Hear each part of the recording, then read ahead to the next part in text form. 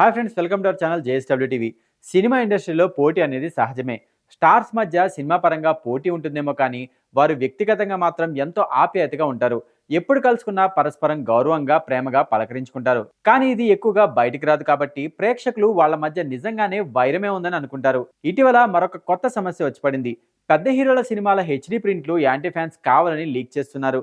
థియేటర్లలో రిలీజ్ అయిన వెంటనే ఆన్లైన్‌లో ప్రింట్లను అప్‌లోడ్ చేయడం వలన సినిమా కంటే ముందే డిజిటల్‌గా చూసేయాలనే ఆలోచన ప్రేక్షకుల్లో పెరుగుతోంది. ఇది సినిమా థియేట్రికల్ రన్‌ను తీవ్రంగా దెబ్బతీస్తోంది. సినిమా ఎంత పెద్ద స్టార్‌దైనా ఇలా లీక్ అయితే భారీ నష్టం తప్పదు. ఇండస్ట్రీకి ఇది చాలా ప్రమాదకరం. ఈ పరిణామాలు పరిశ్రమ పెద్దల దృష్టికి వెళ్ళాయి. మెగాస్టార్ చిరంజీవి ఇటీవల సినీ పరిశ్రమలో ఎవరి మధ్య కాంపౌండ్‌లు లేవని, సినిమాలు బాగుంటేనే పరిశ్రమ బాగుంటుందని స్పష్టం చేశారు. ఫ్యాన్స్ అనవసరమైన వైరల్ అంటూ నెగిటివ్ ప్రచారం చేయకూడదని అర్థం వచ్చేలా మాట్లాడారు. చిరంజీవి తర్వాత ప్రముఖ నిర్మాత అల్లు అరవింద్ కూడా స్పందించారు.